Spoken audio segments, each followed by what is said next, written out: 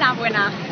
Soy su guía, soy Cristina y os vamos a dar un paseo por el centro histórico de Granada. En primer lugar, vamos a empezar en la Plaza de Rambla. Esta es una plaza la más céntrica de toda la ciudad, donde se desarrolla la vida social, la vida civil, ya desde épocas de los nazaríes.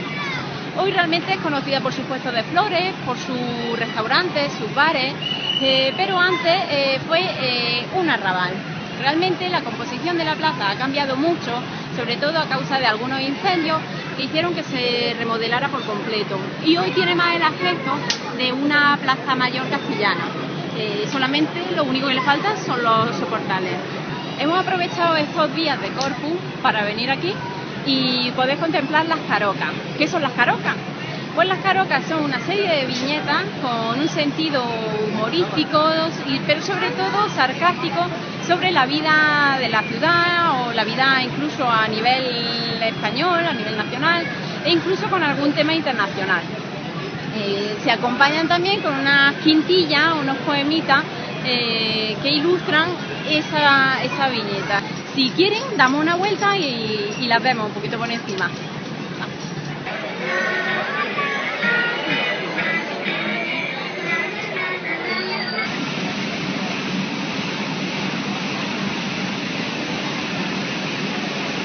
Nos adentramos en la alcalcería.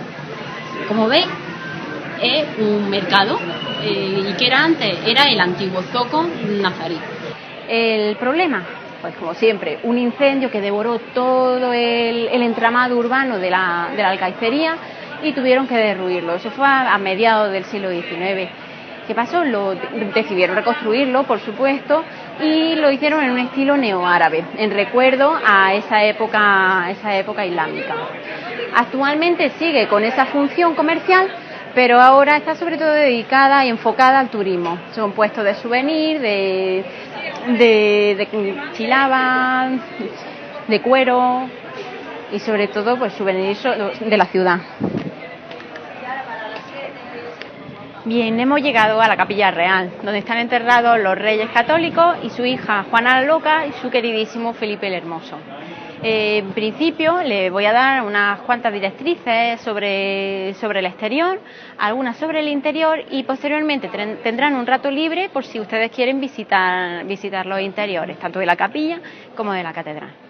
Entonces, este edificio se caracteriza por ser gótico tardío, mezclado en parte con el Renacimiento. Esto es normal dada la época en la que se construye, principios del siglo XVI, y sigue el gusto tardogótico que le usaba la reina. De hecho, no es casualidad que se conozca esto también como estilo isabelino, gótico isabelino.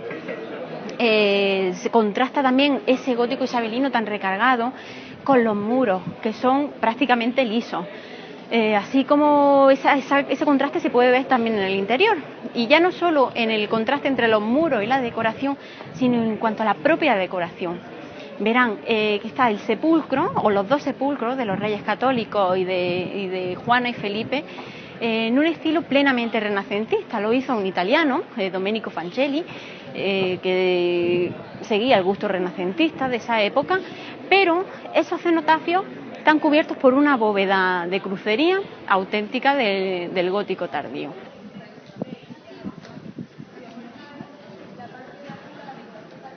Y ahora vamos a ir hacia la catedral.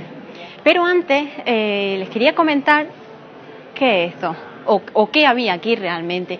Aquí lo que había era la antigua fuente de abluciones donde los musulmanes se lavaban antes de entrar a rezar. ¿Por qué? Porque justamente en el sitio que hoy ocupan la catedral, Capilla Real, era donde se situaba la mezquita aljama principal de la ciudad.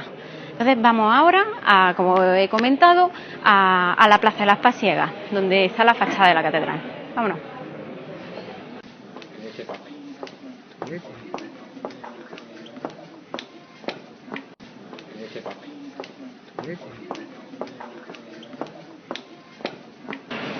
Bueno, hemos llegado a la Plaza de las Pasiegas, o también conocida como la Plaza de la Catedral, en la que vemos la fachada. Pero antes de hablar de la fachada, vamos a hablar del proceso de construcción. Si han leído, por ejemplo, Los Pilares de la Tierra, sabrán que construir una catedral supone mucho tiempo, incluso siglos, como es el caso de la Catedral de Granada. De hecho, son muchos los arquitectos que trabajaron en esta empresa, desde Enrique Egas, que hizo las primeras trazas, empezó en estilo gótico, pero luego ese proyecto se desechó y ya se hizo todo siguiendo el estilo renacentista, excepto la fachada, que ya es barroca. Podemos observar, por ejemplo, en algunos documentos antiguos, como el mapa de la plataforma de Ambrosio de Vico, cómo se planteó esta construcción. Se empieza desde la cabecera, es decir, donde está la girola, donde está el altar mayor, hacia los pies, es decir, donde estamos aquí ahora mismo, en la fachada.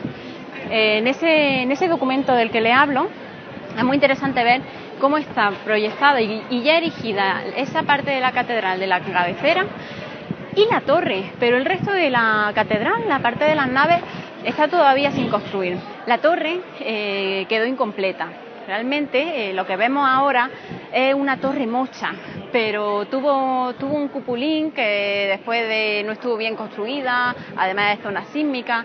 Esa última parte, el cuarto cuerpo de la torre, terminó derrumbándose y por eso se ha quedado así.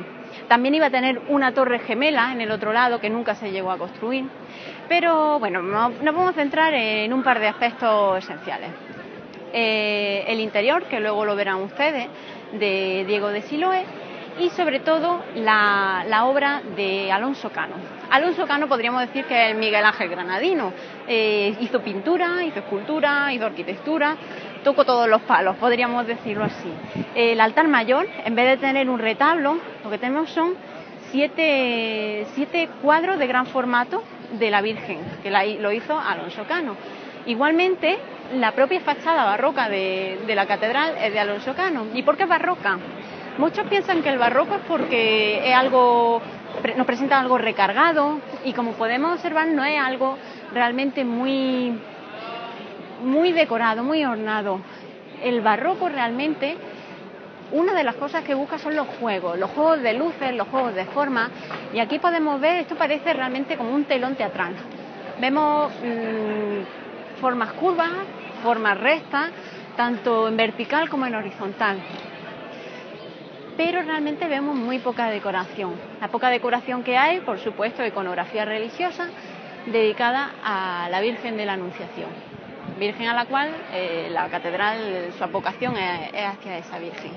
Bien, vamos a terminar ahora en la portada del Perdón, una puerta lateral de la catedral, y ya les dejaré su tiempo libre para, si lo desean, visiten los interiores. Vámonos.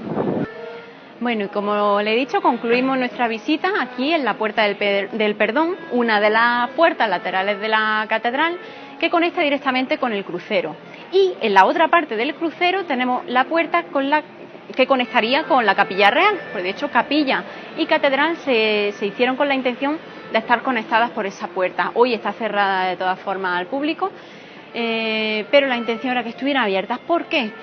Porque las procesiones entrarían por aquí, primero se encontrarían con el altar mayor ante el cual le deben mostrar respeto, y después pasarían a mostrar respeto a los Reyes Católicos. Es decir, es un juego de símbolos, sobre todo del poder de la época. Y nada más, espero que les haya gustado, y si quieren ahora visitar los interiores, pueden ir por allí, que está la entrada de la catedral y de la Capilla Real. Muchas gracias y hasta pronto.